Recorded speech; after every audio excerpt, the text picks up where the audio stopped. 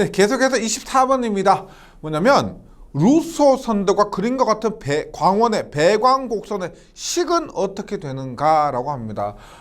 지금 배광 곡선의 식을 구하는데요. 이런 경우는 어렵지 않습니다. 그냥 대입해서 1번, 2번, 3번, 4번 중에서 맞는 것을 찾으시면 됩니다. 보세요.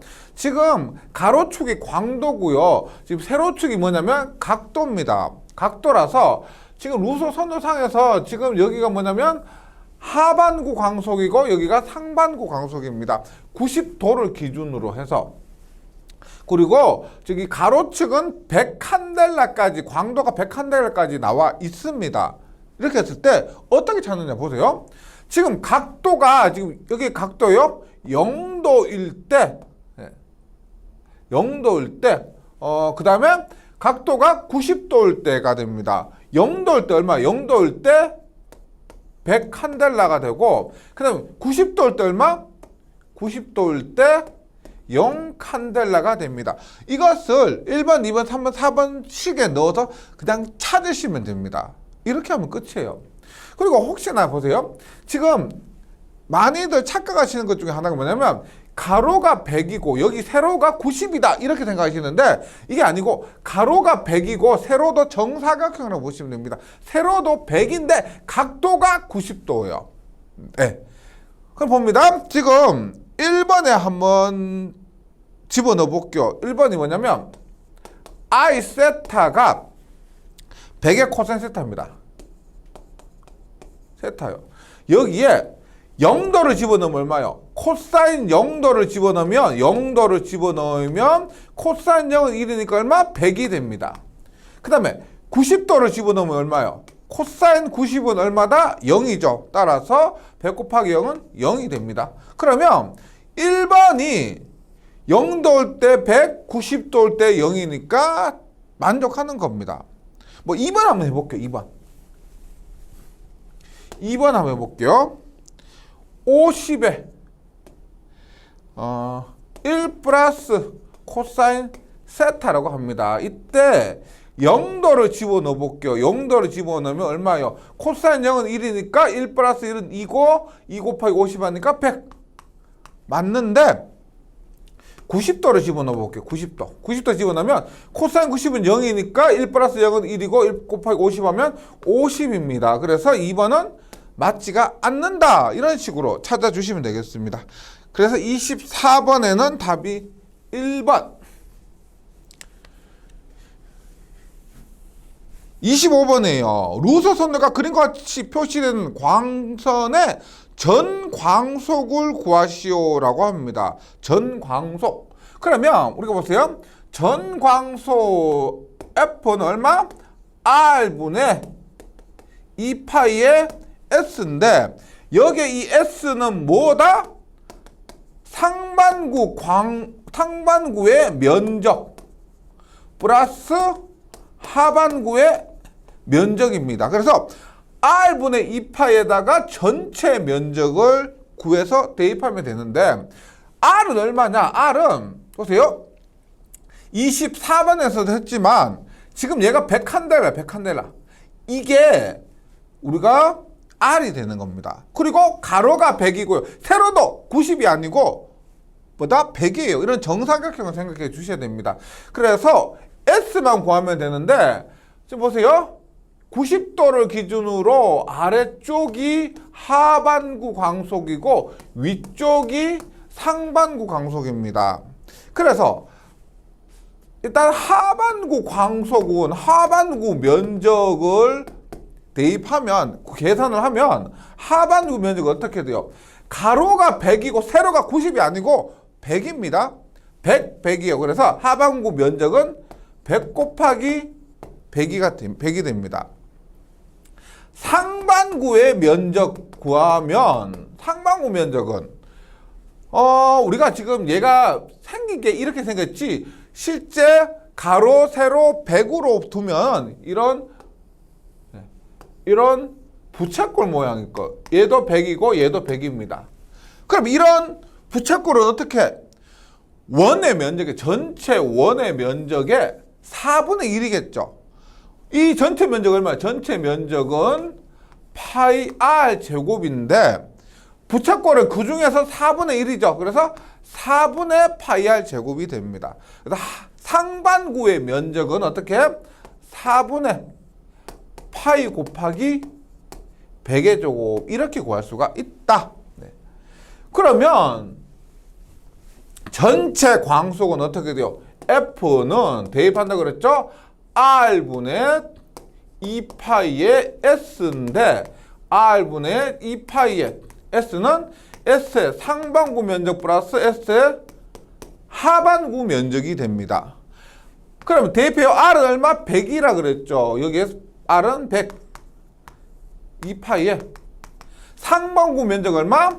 4분의 파이 곱하기 100의 제곱. 하반구 면적은 정사각형 100의 제곱입니다. 그러면 100 하나씩 약분되고요. 100 하나씩 약분되면 2파이에 얼마? 4분의 파이 곱하기 100 플러스 100. 그럼 100 묶어서 앞으로 나가면 얼마? 200파이에 이거 1 플러스 4분의 파 이런 식으로 구할 수가 있죠. 25번에는 그래서 답은 200파이에 1 플러스 4분의 파이 하니까 2번이 답이 됩니다. 2번. 네. 근데 이런 루소 선도를 통해서 전체 광속을 구하는 문제 유형이 많지가 않습니다. 뭐 면적이 있죠. 뭐 별 모양 뭐 이런 것처럼 복잡한 문제가 별로 없고요. 이처럼 이런 문제가 다소 어려운 문제예요. 정사각형과 부채꼴 형태로 된 거. 이런 문제 풀어주시면 나머지는 크게 어려운 거 없을 겁니다. 26번 볼게요. 비슷하죠. 루소 선도가 그림과 같이 표시되는 광원의 하반구 광속. 지금 묶어 있는 거 90도를 기준으로 했을 때 하반구 광속은 이 면적을 구하면 됩니다. 따라서 우리가 하반구 광속, 하반구는 얼마? R분의 2파이 S의 하반구의 면적을 대입하면 되는데 일단 R이 얼마? 똑같이 100칸델라죠. 100분의 2파이에 하반구 면적이 어떻게 되느냐? 지금 이 면적을 구해야 됩니다. 이 면적을 구하는데 얘는 사각형인데요. 우리가 뭐 사다리꼴 모양이죠. 이런 거 어떻게 구해요? 하나 더 그립니다. 얘하고 똑같이 해서 하나를 더 그립니다. 이렇게 하나를 더 그려. 그래서 어떻게 해요? 이렇게 구해서 이렇게 전체 직사각형 면적의 2분의 1이죠. 반입니다. 그럼 보세요. 얘가 100이에요. 100. 100이고 얘도 100이죠. 얘도 100이고 100인데 이 부분 얼마예요? 이 부분. 얘가 100이니까 이 부분 얼마? 50이죠. 50. 따라서 전체 면적은 어떻게? 이 사각형의 직사각형 면적은 150 곱하기 100이고 우리가 구하려고 하는 이 하반구의 면적은 어떻게 된다? 2분의 얼마? 2분의 150 곱하기 100이 됩니다. 이렇게요. 그러면은 7,500이 되고요. 계산을 하면은 100분의 2파이 곱하기 7,500 하면은 471 루멘이 된다. 26번에는 답이 2번입니다. 471. 네. 몇 번 한번 계산해 보세요. 그리고 유형이 많지는 않습니다. 우리가 이런 루소 선도를 나타냈을 때 그런 그 모양 자체가 그런 어려운 문제가 별로 없습니다. 예, 그래서 너무 겁먹지 마시고요. 계속해서 27번 해볼게요. 27번. 광도가 160 칸델라인 점광원으로부터 4m 떨어진 거리에서 그 방향과 직각인 면과 기울기가 60도로 설치된 간판의 조도는입니다. 지금 제가 이 부분 할 때 뭐라고 했냐면 거리 역제곱의 법칙을 대입한다 그랬죠. 조도 E는 R 자승분의 I인데 각도가 주어졌다. 그러면 어떤 조도? 수평면 조도 구한다고 했죠. 수평면 조도 어떻게 해요? 제가 사직이라 그랬죠. 수직면 조도는 사인이라 그랬습니다. 수평면 조도는 코사인이에요. 그래서 각도가 줬을 때 코사인 세타가 되고요. 거리는 4라 그랬습니다. 4의 제곱이고 광도가 160이라고 했고요. 60도 코사인 60도는 2분의 1이니까 이렇게 구하면 조도는 5룩스가 됩니다. 27번에는 답이 2번 5. 28번 볼게요. 지름 40cm인 완전 확산성 구형 글러브의 중심에 모든 방향의 광도가 균일하게 130 칸델라가 되는 전구를 넣고 탁상 3m 높이에서 점등하였다. 탁상 위의 조도는 약 몇 룩스인가? 탁상 위의 조도입니다. 단 글러브 내면의 반사율이 40%, 투과율이 50%가 된다. 그럼 우리가 이렇게 되는 거죠. 뭐 그림을 그리자면 이렇게 지름 40cm 완전 확산성 구형 글러브에 얘가 글러브입니다. 글러브. 중심에 광도가 130 칸델라 이렇게 여기에 광도 I가 130 칸델라입니다. 놓고 탁상 3m 높이에서 점등했습니다. 여기 이렇게 탑탕이 이렇게 있다고 했을 때 여기에서 이까지 중심까지 거리가 3m예요. 3m. 이렇게 했을 때 탁상 위의 조도는 약 몇 룩스인가? 지금 보세요. 광도 나왔고 거리 나왔으니까 이 지점의 조도 어떻게 돼요? 이 지점의 조도는 R 자승분의 I가 되는데 여기서 하나 더 고려해 주셔야 될 게 뭐가 있느냐?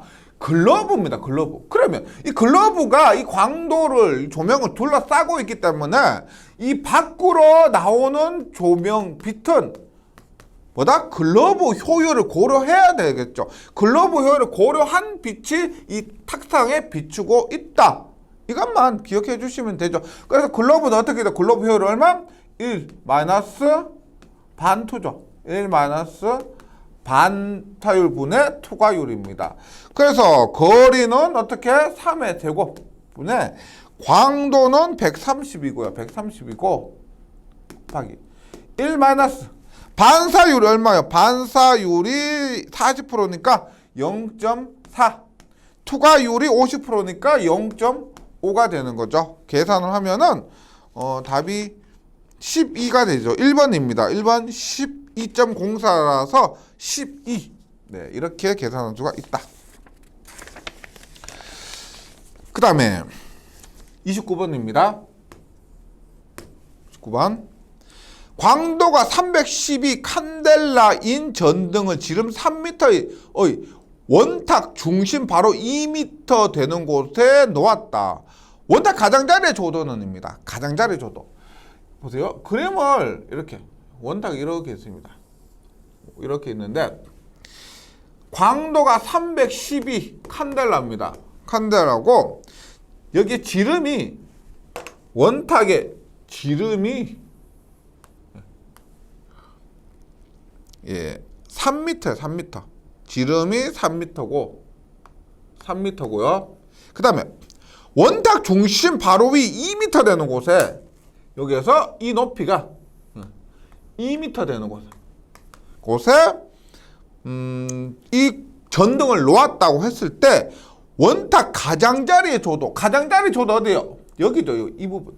이 부분의 조도인데 제가 말씀드렸지만은 특별한 언급이 없다. 법선 조도다, 수평면, 법선 조도다 혹은 수직면 조도란 말이 없으면 수평면 조도, 즉 얘를 구하는 겁니다. 얘를 구하는 겁니다. 그래서 조도는 얼마? R 자승분의 I에 수평면 조도 코사인 세타가 됩니다. 코사인 세타. 그러면 일단 이 부분의 조도니까 이 거리를 먼저 구해요. 지금 이 거리를 먼저 구해야 되겠죠. 이 거리 어떻게 돼요? 이 거리는 세로가 2m, 가로가 얼마요? 지름이 3m니까 반지름 1.5m죠. 따라서 이 거리는 2의 제곱 플러스 1.5의 제곱입니다. 2와 1.5 하니까 2.5죠. 거리 R은 2.5가 됩니다. 2.5. 2.5의 제곱분의 광도 310이고 코사인 세타 어떻게 돼요? 얘가 세타일 때 여기 세타면 이 부분 어떻게 돼요? 얘가 2.5죠. 얘가 2.5 코사인은 이렇게 되죠. 얼마? 2.5분의 2 분의 2.5분의 2 하니까 얘가 세타니까 코사인은 이렇게 되는 거죠. 그랬을 때 답은 40룩스가 됩니다. 약 40룩스. 29번에는 답이 2번. 네. 계속해서 30번 문제 한번 볼게요. 30번. 네, 30번 문제는 그림 문제고요.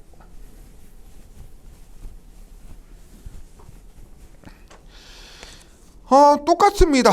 예, 조도와 광도인데 그림 구기가 같이 광원의 L이 여기 있고요. B의 조도가 20룩스입니다. B 지점의 조도가 20룩스라면은 뭐다? 조도 아무런 언급이 없죠. 그랬을 때 조도는 수평면 조도입니다. 따라서 얼마? E는 R 자승분의 I의 코사인 세타인데 그 값이 20이라는 겁니다. 이렇게 했을 때 B로 향하는 방향의 광도는 얼마냐? 여기서는 광도를 구하는 거죠. 따라서 I는 어떻게 돼요? I는 넘어가니까 코사인 세타분의 R 제곱에 20 이렇게 되는 거죠. 예. 그러면은 R을 구할 수가 있죠. 얘가 4m고요. 얘가 3m니까 이 거리 R 얼마요? 3, 4니까 얼마? 5가 됩니다. 그러면은 R 얼마? 5의 제곱이고요. 20입니다. 그리고 코사인 세타 어떻게 돼요? 얘가 세타일 때 코사인 세타는 얼마? 5분의 3이죠. 5분의 3이니까 코사인 세타 0.6 대입을 하면은 833.3 칸델라가 됩니다. 833.3 칸델라. 답은 2번. 네. 이런 문제 있죠. 많이 보면은 익숙해집니다. 처음에는 한숨이 나올 수 있는데 보다 보면은 친근해지는 거예요. 반가워지는 순간이 옵니다. 반가워지지 않았다. 연습이 부족하다. 이렇게 스스로 좀 채찍을 하시고요. 네, 할 수 있습니다. 31번이요. 31번은 반구형 천장이요. 반구형 천장이 있다. 반지름이 30cm 미터로 하니까 0.3m입니다. 방구 내의 휘도 B죠. B가 4487입니다. 일단 천장의 중심으로부터 2.5m의 거리에 있는 P의 조도는 약 몇 룩스인가 합니다. 우리가 반구형 천장, 그 다음에 뭐 원평면 천장에서 조도 E가 얼마에서 조도 E는 파이비. 그리고 뭐다? 사인 제곱 세타 그랬죠. 우리가 이렇게 했을 때 얘가 0.3이니까 사인 제곱 세타입니다. 어떻게? A의 제곱 플러스 R의 제곱 분의 얼마? R의 제곱. 사인이 얼마예요? 루트 A 제곱 플러스 R의 제곱분의 R이니까 사인의 제곱하면은 이렇게 공식이 나온다라고 했죠. 나머지 대입만 해주시면 됩니다. 파이 곱하기 휘도는 4487 곱하기 A가 얼마? 2.5의 제곱 곱하기 R이 0.3의 제곱 분의 R 얼마? 0.3의 제곱을 하니까 계산을 하면 조도는 200룩스가 됩니다. 조도는 200룩스. 답은 2번. 그 다음은 32번입니다. 32번. 그림과 같은 점광으로부터, 이게 점광이 있는데, 점광으로부터 원뿔의 밑면까지의 거리가 4m입니다. 4m고요. 밑면의 반경이 3m예요. 반지름이 3m인 원평면의 평균 조도가 100룩스라고 했을 때 평균 광도는 어떻게 되는가 합니다. 이거 뭐 그림에서 우리가 공식을 일어나면 샜었죠. 한번 볼게요. 우리가 조도 E는 면적분의 F가 됩니다. F. 근데 여기서 E는 여기서 면적 S는 어떻게 돼요? 이 부분의 면적이죠. 이 부분의 면적입니다. 받는 부분의 면적이죠. 조도는. 그럼 어떻게? 파이 R 제곱이죠. 파이 R 제곱이고. 그 다음에 F는 오메가 I입니다. 광도 곱하기 입체각인데 우리가 원뿔의 입체각 얼마? 원뿔의 입체각 전기하면서 원뿔은 좀 친해지셔야 됩니다. 오메가 얼마? 2파이에 1 마이너스 코사인 세타가 되고 I가 됩니다. I. 그냥 묻고 있는 건 뭐요? 광도죠. 광도. 그러면 일단 뭐 약분 한번 하고요. I는 얼마? 2배 1 마이너스 코사인 세타분의 얼마? 2의 R의 제곱이죠. 이렇게 합니다. 그럼 나머지는 대입만 해주시면 됩니다. 2배 1 마이너스 코사인 얼마예요? 코사인. 각도가 알파입니다. 각도가 알파고 얘가 5죠. 3, 4니까 얘가 5입니다. 코사인 어떻게 되나? 코사인은 얘분의 얘죠. 코사인은 5분의 4가 코사인 세타입니다. 그래서 코사인 세타는 0.8이 됩니다. 0.8이고 E는 얼마요? E는 조도 100이라 그랬고요. R은 어떻게 돼? 여기에서 R은 파이 R 제곱 이 원의 면적을 구할 때 대입한 반지름이었죠. 그래서 3의 제곱이 됩니다. 그래서 계산을 하면 2250에서 답은 3번입니다. 3번. 네.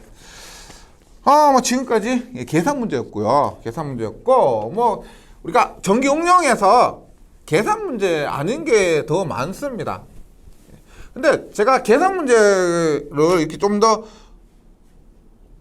실제 시험에서의 계산 문제보다 출제 빈도가 더 많습니다. 이 교재에서요. 근데 왜 그러냐면 더 어려워하시기 때문에 그렇습니다. 계산 문제, 응용에서 계산 문제가 그렇게 많지 않다 보니까 이런 계산 문제가 나왔을 때 많이 어려워하시고 그러다 보니까 더 연습을 하시라는 의미로 더 수록을 했다. 네, 이렇게 이해를 좀 해주시기 바랍니다. 33번입니다. 광원의 색온도란 광원의 색온도는 우리가 흑채를 갖고 나타냈죠. 흑채를 갖고 같은 색을 내는 흑채의 온도로 암기해 주시기 바랍니다. 같은 색을 내는 흑채 온도. 우리 일어나다 보면 흑채하고 흑채가 다음에 색 온도가 나왔습니다. 색 온도를 표현하기 위해서 그 흑채를 갖고 표현을 했고요. 그래서 같은 색을 내는 흑채 온도가 됩니다. 34번 흑채의 온도 복사에 관한 표현 중 틀린 것은 흑채의 온도 복사입니다. 온도 복사 뭐예요? 전자기파가 우리가 온도를 통해서 이렇게 에너지를 방출하는 것도 있죠. 1번 전복사 에너지는 절대 온도의 4제곱에 비례한다. 뭐요? 스테판 볼츠만의 법칙에 의해서 4제곱에 비례합니다. 2번 최대 에너지는 절대 온도의 2제곱. 이것도 4제곱이고요. 그래서 틀린 것은 2번입니다. 3번 최대 복사 에너지의 파장은 절대 온도에 반비례한다. 이거 뭐예요? 파장이 온도에 반비례한다. 빈의 법칙이죠. 빈의 법칙이고 4번 흑채의 온도가 높아질수록 최대 복사 에너지 파장은 짧아진다. 이것도 똑같이 빈의 법칙입니다. 파장과 온도의 관계. 빈의 법칙.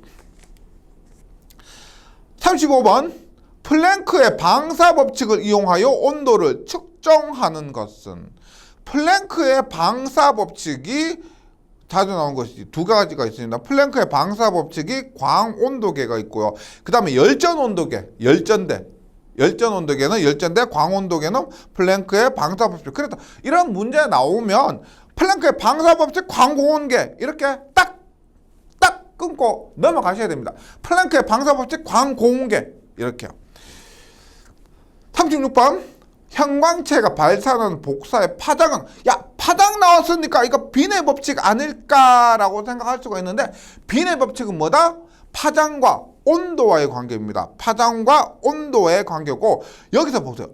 평광체가 발산하는 복사의 파장은 조사된 복사의 파장보다 항상 길다. 파장과 파장이죠. 이것은 비례 법칙이 아니고 발산하는 복사의 파장이 조사된 복사의 파장보다 항상 길다는 것은 스토크의 법칙입니다.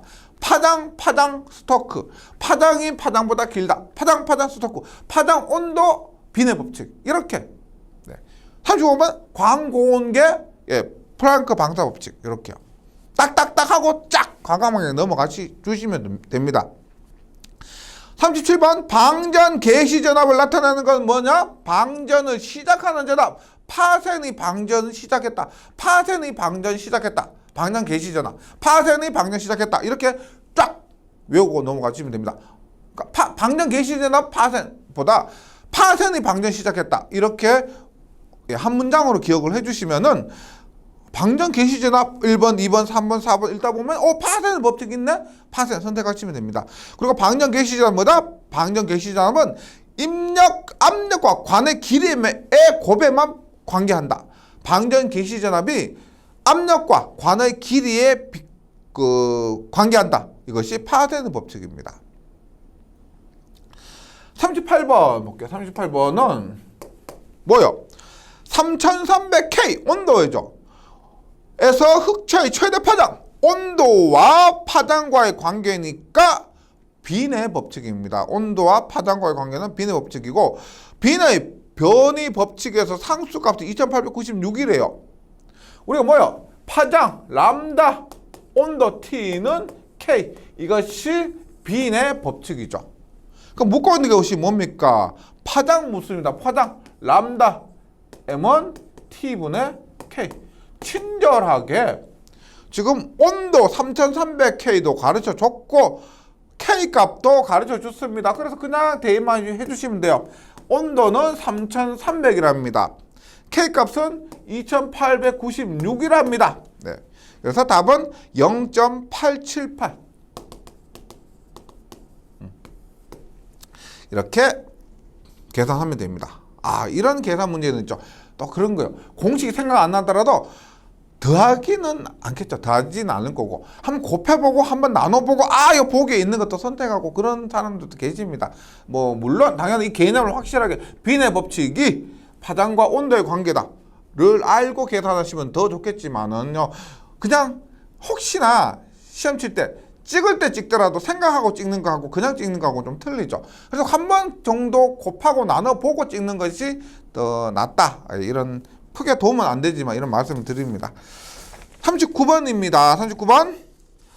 이제 백열전구 나왔습니다. 백열전구에 사용되는 필라멘트 재료의 구비 조건으로 잘못된 것은 우리가 필라멘트 재료는 보통 텅스텐을 사용한다. 이렇게 기억을 해주시고요. 이렇게 했을 때 구비 조건입니다. 1번 용융점이 높을 것보다 녹는 점이 높을 것. 우리가 1000도 이상 올라가는 그 필라멘트가 녹는 점이 높아야지 낮으면 안 되죠. 2번 고유장이 커야 된다고 했죠. 3번 높은 온도에서 증발이 적어야 된다. 높은 온도에서 증발이 당연히 적어야 되고요. 4번 선팽창 개수가 높을 거. 뭐라 그랬어? 선팽창 개수는 온도가 올라갔을 때 늘어지는 성질. 그래서 온도가 높아졌을 때 늘어지면 안 된다. 그래서 선팽창 개수가 낮을 것이 조건이 됩니다. 답은 4번. 40번 백열전구의 봉합부 도입선으로 듀밋선이 사용된다 그랬죠. 봉합부 도입선으로 듀밋선, 도입선, 듀밋선, 도입선, 듀밋선, 도입선, 듀밋선 이렇게 하면 시험장에서 제 목소리가 귓가에 맴돌면 맞을 수 있습니다. 답은 1번이고요. 41번 전구에 게터를 사용하는 목적은입니다. 게터는 우리가 구조가 아니고 어떤 물질입니다. 기체를 흡수하거나 그 기체와 화학 반응을 화합물을 만드는 물질이에요. 흡수할 수도 있고 화합물을 만드는 그런 물질을 게터라고 하는데 그 게터가 백열전구에서 결론적으로는 수명을 증가시킵니다. 필라멘트 증발을 감소시키고요. 우리 39번에 증발이 적을 것이라는 조건이 있었죠. 39번에 필라멘트는 증발이 적어야 되는데 이 게터를 사용해서 필라멘트 증발을 감소시키고 진공을 또 좋게 할 수가 있습니다. 화학 반응을 해서 그래서 결론적으로 수명을 길게 한다. 답은 4번. 42번. 광질과 특색이 고휘도. 예, 고휘도입니다. 눈부시다. 예, 일단 광색은 적색 부분이 비교적 많은 편이며 발생 광속이 많고 흑화가 거의 일어나지 않는 전등. 이 조건 모두 만족하는 거 보세요. 일단 흑화가 거의 일어나지 않으니까 백열전구나 형광등은 탈락이고요. 그다음 고휘도.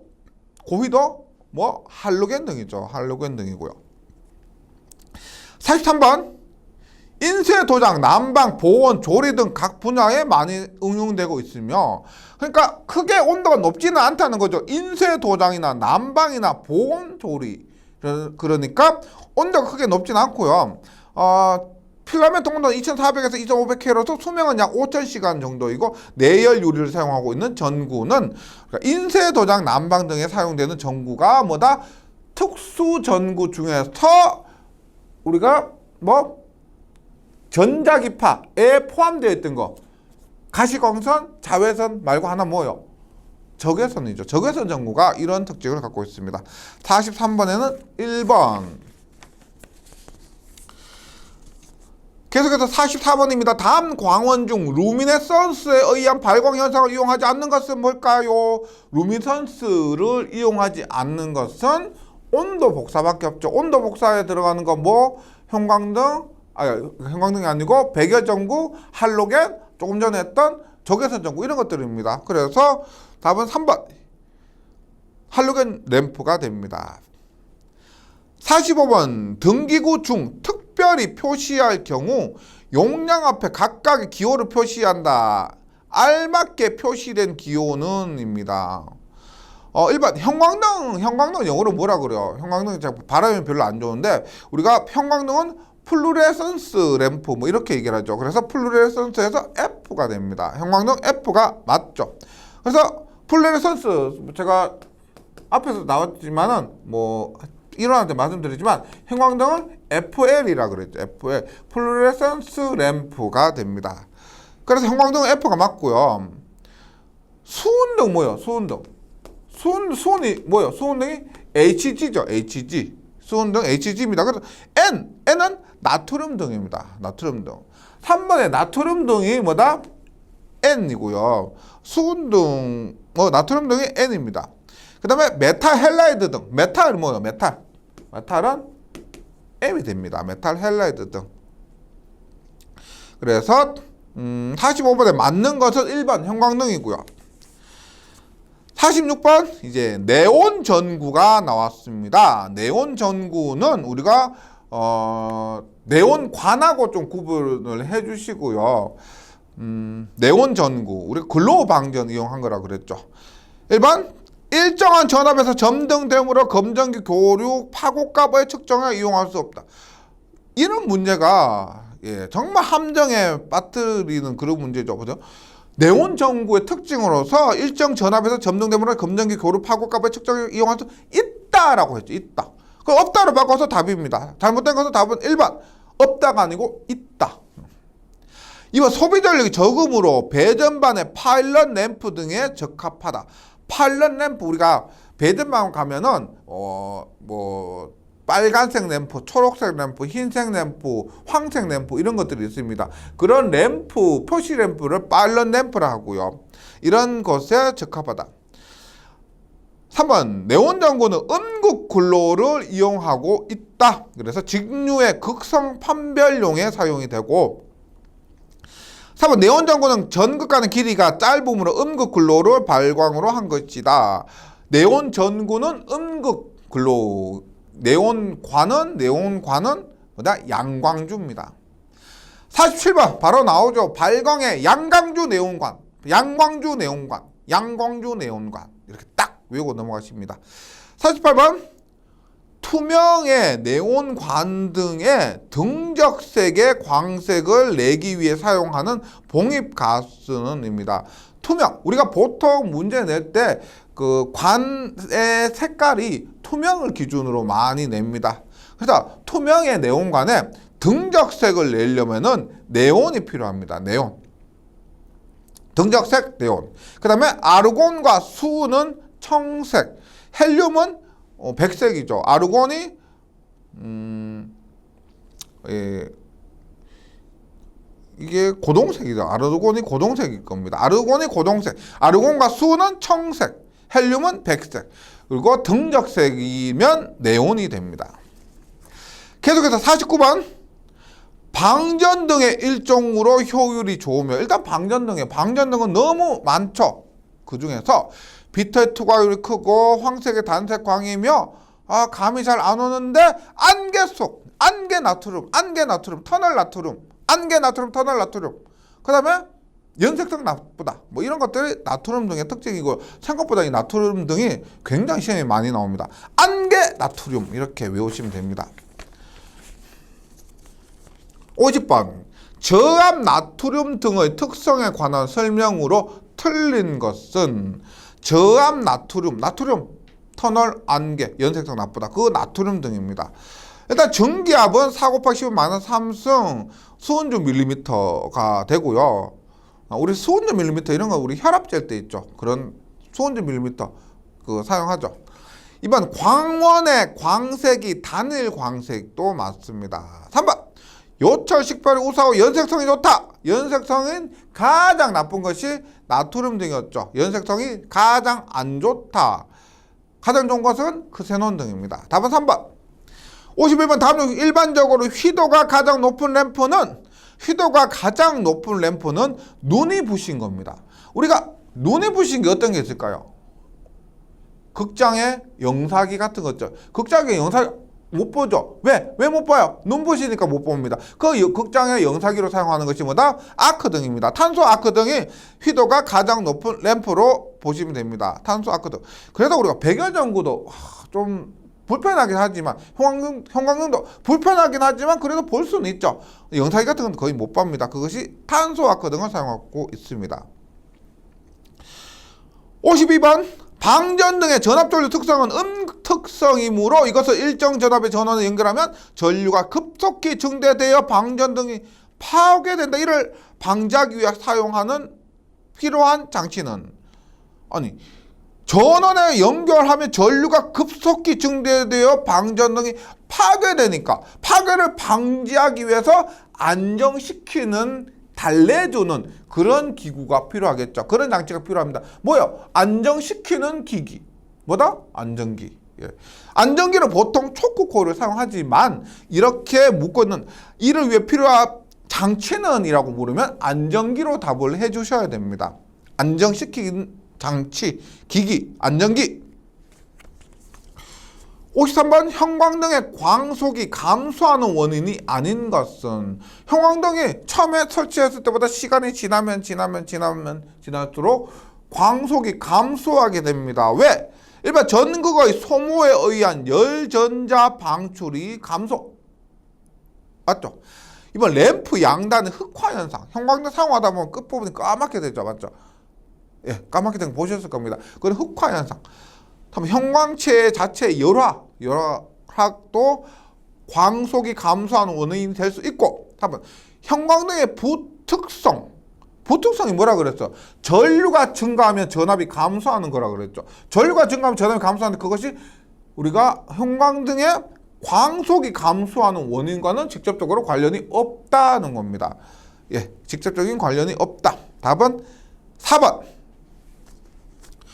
54번. 다음 중 형광체로 쓰이지 않는 것은, 형광체, 제가 이거 할 때 좀 많이 조금 원소 기호 같은 것들 때문에 어려워서, 텅칼마, 뭐래요? 텅스텐, 칼슘, 마그네슘. 텅스텐은 칼슘, 마그네슘. 그 다음에 규아카, 규산은 아연, 카드뮴, 분카, 붕산, 카드뮴. 그래서 큐아카, 텅칼마, 그 다음에 분카, 이런 식으로 했고요. 색깔까지 해주시면 좋은데, 일단 형광체로 쓰지 않는 것은, 형광체에 나트륨 없었죠. 황산 나트륨 같은 것들은 없었습니다. 이렇게 되고요. 또 기출문제를 한번 보시면 형광체의 종류에 따른 색깔도 있습니다. 그런 문제가 나오면 문제별로 답, 문제별로 답 이런 식으로 딱딱 구분해서 반복을 하시다 보면은 외워집니다. 그런 식으로 이겨내셨으면 좋겠습니다. 54번에는 형광체로 사용되지 않는 것, 턴칼막, 규화카, 분카 하다 보면은 황산, 나트륨 없었는데 이런 식으로 떠오르실 거예요. 답은 4번. 55번 녹색 형광 램프의 형광체로 오른 것은입니다. 녹색 형광 램프 형광체로 오른 것은 했을 때 답은 그 규산아연이죠. 54번의 해설을 보시면 녹색 규산아연, 녹색은 규산아연입니다. 그래서 답은 3번 이렇게 외워주시고요. 56번 백색 형광 등의 상관 색온도의 범위는입니다. 색온도의 범위가 주광색, 주백색, 우리가 백색, 온백색 이렇게 있었죠. 가장 높은 것보다 주광색이었습니다. 가장 높은 것이 주광색. 우리 일반적으로 많이 사용해요. 우리 일반적으로 가정에 많이 사용되는 것이 주광색이고 5700에서 7100K입니다. 그래서 주백색은 4600에서 5400K가 되고 백색은 3900에서 4500K. 네. 4번 3200에서 3700K는 온백색이 되죠. 온백색. 그래서 백색은 중간입니다. 중간이고 3900에서 4500K가 된다. 57번 네, 오랜만에 계산 문제 간단한 거 하나 나왔는데 57번 FL20D 뭐요? 형광등 20W의 D는 뭐다? 주광색 형광등입니다. 그래서 여기서 알 수 있는 것이 이 형광등이 20W다라는 거죠. 20W 형광등이다. 우리가 예전에 가장 많이 사용하던 거, 20W 형광등이죠. 그겁니다. 이렇게 했을 때 전압이 100V, V가 100V, 그 다음에 I가 0.35A. 예. 안전기 손실이 6W일 때 역률이 몇 프로인가라고 합니다. 한번 전원 한번 볼게요. 이렇게 전원을 인가합니다. 형광등 이렇게 인가하면 형광등 이렇게 인가합니다. 그러면 보세요. 형광등 앞에 여기에 안전기가 있죠. 안전기가 있는데 지금 형광등이 20W랍니다. 안전기에 손실이 6W랍니다. 그러면 전체 여기에서 소비하는 손실까지 포함해서요. 전체 유효 전력은 얼마요? 전체 유효 전력은 26W가 되죠. 그러면 묻고 있는 역률은 코사인 세타는 피상전력분의 유효 전력이고 피상전력은 얼마요? 전체 전압 전류죠. 전체 전압 100V, 전체 전류 0.35A. 그럼 얼마? 100 곱하기 0.35, 35V 암페어 분의 유효 전력 얼마? 26이었죠.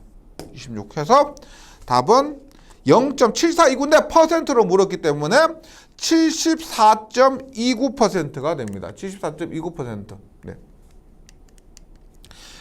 이제 58번에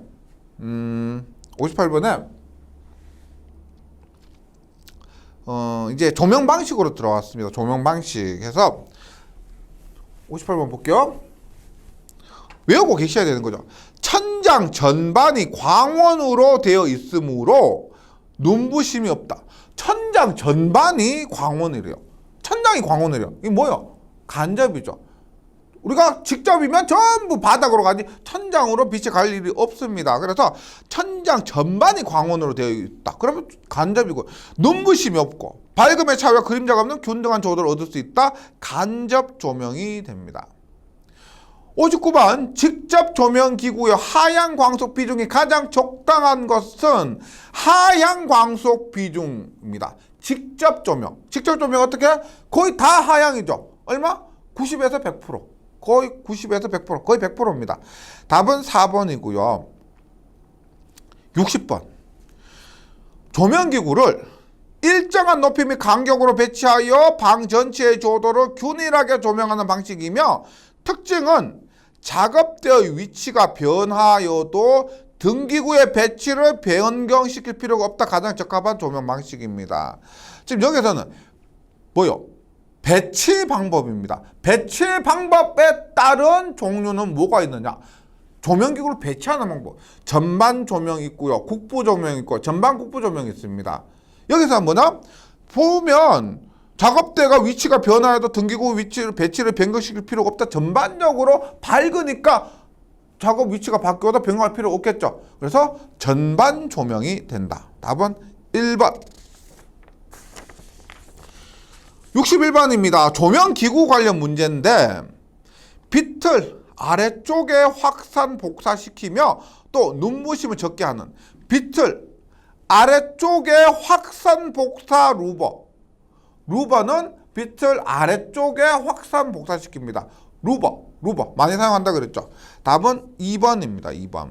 그래서 루버는 빛을 아래쪽에 확산 방사시켜주고요. 눈부심이 적은 것이고 글로브는 등피라고도 한다고 했죠. 빛의 투과 굴절을 이용하는 것이지 빛을 아래쪽으로 확산 방사는 아닙니다. 반사볼은 간접 또는 반간접 조명기구에 사용되는 것이고 투광기는 반사 또는 굴절에 의해서 좁은 범위에만 빛을 투과하는 조명기구. 한번 읽으면서 정리해 보시고 아래쪽에 확산 복사 루버. 62번입니다. 무대 조명의 배치별 구분 중 무대 상부 배치 조명에 해당되는 것은 우리가 무대 조명을 하는데 세 가지로 구분됩니다. 우리 이론에서는 없었는데요. 이 영어가 너무 많아서 이 문제를 통해서 정리해 주시면 됩니다. 그걸로 끝이에요. 무대 조명을 할 때 무대 상부에 조명하는 방법이 있겠죠. 그 다음에 무대 하부에 조명하는 방법이 있을 것이고 그 다음에 어디? 무대니까 객석에 있을 겁니다. 객석에 조명하는 방법이 있습니다. 무대 상부, 무대 하부, 객석 조명 방법이 있는데 여기서 무대 상부 배치 조명입니다. 무대 상부는 여기 보기에서는 서스펜션 스포트라이트가 무대 상부가 되고요. 뭐 풋라이트, 타워 라이트 같은 경우는 모두 타워 전부 무대 하부가 됩니다. 그리고 셀링 스포트라이트는 여기는 객석에서 조명하는 방법이 객석 조명 방법이고요. 요거 부분은 뭐 영어 공부하는 것 같아서 좀 그런데 한번 무대 상부, 무대 하부, 객석 배치 조명해서 따로 정리를 한번 해주시면 좋겠습니다. 그 다음에 63번 볼게요. 63번. 방의 폭이 X, 길이가 Y. 방이 이렇게 있다고 했을 때 얘가 X, 얘가 Y, 그리고 높이가 H입니다. 실지수, 룸 인덱스는 어떻게 돼요? 높이 H에 X 플러스 Y 분의 XY. 실계에서 굉장히 자주 나오거든요. 실계에서 많이 나오니까 지금 필기에서 확실히 외우고 넘어가 주시기 바랍니다. 64번. 방의 가로가 8, 세로가 10, 높이가 4입니다. 실지수는 가로가 X가 8, 세로가 10, 높이가 4. 그러니까 4에 뭐 X가 가로가 8 플러스 10 분의 8 곱하기 10 하면 실지수가 1.1입니다. 근데 제가 실기 얘기를 한번 하면 실지수를 구하는 게 거의 어렵지가 않죠. 별로 어렵지가 않은데 실제 답을 쓸 때 실기에서는 과정을 쓰고 답을 씁니다. 그렇게 했을 때 보통 제가 이렇게 말씀드립니다.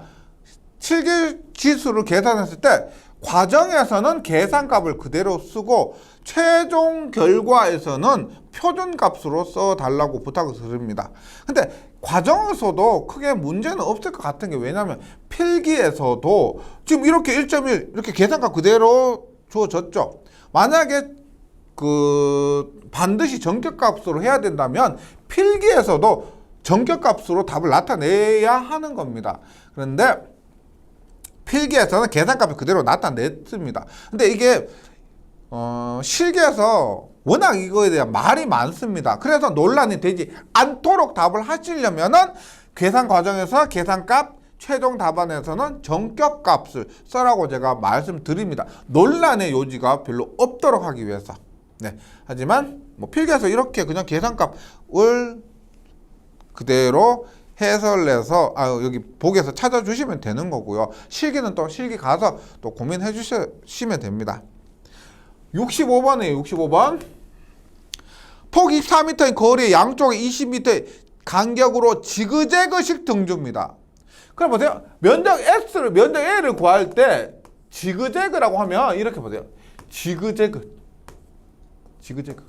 이렇게 했을 때 면적 구하는 게 문제죠. 그러면 얘가 하나가 이렇게 담당하고 이렇게 하나는 얘가 이렇게 또 담당하고 이렇게 담당하고 얘가 이렇게 담당하고 얘가 이렇게 담당하고 뭐 이렇게 담당합니다. 그러면 우리가 면적 A는 어떻게? A는 BS가 되죠. BS가 되는데 지그재그는 이 하나가 BS의 반을 담당합니다. 따라서 면적을 구할 때 2분의 BS 요것만 대입을 해주시면 나머지는 뭐요? FU에는 EAD 이렇게요. 그래서 65번에 뭘 구해요? 조도가 아니고 몇 룸에는 전구가 필요한가? F를 구하는 겁니다. F는 UN분의 EAD. 그래서 여기에서 뭐 주어지지 않는 것은 다 무시해 주시면 됩니다. 그리고 일단 광속의 이용률 25% 0.25에다가 N 등 하나의 광속을 묻고 있죠. 등 하나의 광속이기 때문에 N 등의 개수는 1이라고 보시면 됩니다. 그 다음에 조도는 5룩스로 하고자 하고요. 면적이 24 곱하기 20인데 24 곱하기 20인데 2로 나눈다 그랬죠. 2로 나눠주시고요. 그 다음에 뭐 감광 보상률은 문제에서 주어지지 않았습니다. 없으면 뭐요? 만들어서 넣는 것이 아니고 무시하면 되는 겁니다. D는 없고요. 없고.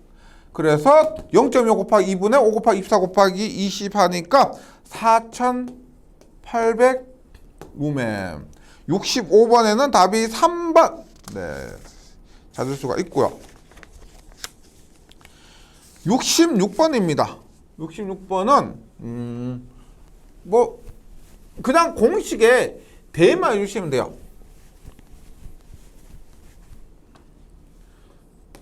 66번 1000제곱미터의 방에 A가 1000입니다. 1000 루멘의 광속 F는 1000 광속이 1000입니다. 점등 10개 N이 10개가 됩니다. 조명률이 U가 0.5가 되고요. 0.5고 감광 보상률 D가 1.5랍니다. 조도는 대입하면 되죠. FU에는 EAD, E는 AD분의 FUN, A 1000, D 1.5, F 1000, U 0.5, N은 10. 그냥 대입해 주시면은 답은 3.33 답은 1번입니다. 67번 볼게요. 67번 평균 구면 광도. 와, 이게 이런 문제에서 광속이 주어져야 쉬운데 구면 광도가 주어졌습니다. 광도가 100칸델라고요. 전구 N이 5개. 지름은 면적을 구하기 위해 주어졌겠죠. 지름이 10m인 원형의 사무실에 점등할 때 조명률 0.5, 감광 보상률 1.5라 할 때 사무실의 평균 조도는 입니다. 우리가 앞에 문제와 동일하죠. E는 AD분의 FUN입니다. 그런데 우리가 면적도 구해야 되고 광속도 구해야 됩니다. 일단 평균 구면 광도니까 9의 광도니까 F는 뭐요? F는 9일 때 광속은 4파이죠. 4파. 9일 때 광속은 4파이 곱하기 광도입니다. 거기에다가 U가 조명률이 0.5입니다. 0.5. 등의 개수가 5개고요. 면적을 구하는데 지름 10m의 원형의 사무실입니다. 지름 10m니까 반지름 5m고 그 반지름 5m인 방의 면적 얼마요? 파이 곱하기 R의 제곱이죠. 5의 제곱입니다. 5의 제곱. 그리고 감광 보상률이 1.5래요. 1.5. 그래서 이거 파이 곱하기 5의 제곱 곱하기 1.5분의 4파이 곱하기 광도가 100이네요. 예. 0.5 곱하기 5 하니까 답은 26.67 26.67 룩스가 됩니다. 3번. 예. 78번 직접 68번입니다. 68번 직접 조명 시 벽면을 이용할 경우 등기구와 벽면 사이의 간격 S0는 입니다. 벽면을 이용하는 겁니다. 벽면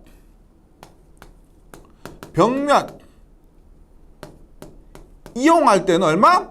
3분의 H. 벽면 이용하지 않을 때는 2분의 H가 되죠. 그래서 광호까지의 벽면 사이의 거리는 얼마? 벽면을 이용하니까 3분의 H가 된다. 벽면 이용하지 않으면은 2분의 H가 되고요. 그래서 68번에는 답이 1번. 69번 볼게요. 69번. 다음 괄호 안에 들어갈 말이 순서대로 되어 있는 것은 도로 조명에서 곡선도로입니다. 곡선도로에서는 조명기구의 배치를 한쪽 열에만 배치할 경우 곡선도로에서 이렇게 한쪽에만 배치할 때 안쪽에 바깥쪽이 어디예요?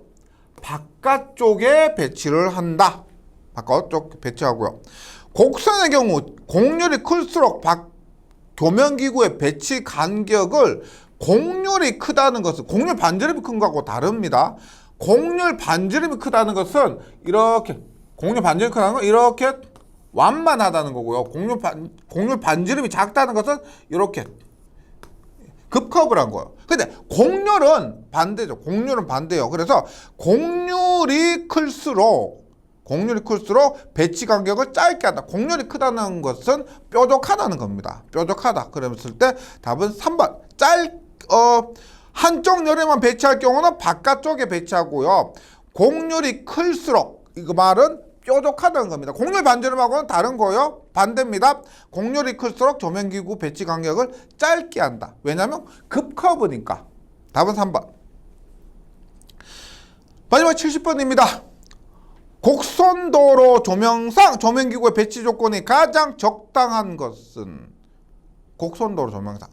일단 양측 배치의 경우는 지그재그식이 아니고 양쪽 배치, 곡선도로에서 양측 배치는 대칭이죠. 대칭. 이번 한쪽만 배치하는 경우는 커브 바깥쪽에 배치한다. 이게 맞죠? 한쪽에 배치하는 경우 커브 바깥쪽에 배치하고요. 3번 직선도로에서보다 등 간격을 조금 더 넓게가 아니고요. 직선도로가 더 넓습니다. 곡선도로는 더 짧게 해야. 왜? 안전하게 잘 보여야 하기 때문에.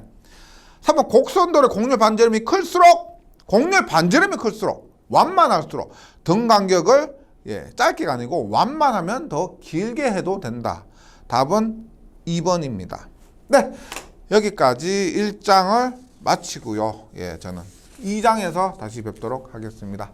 수고하셨습니다.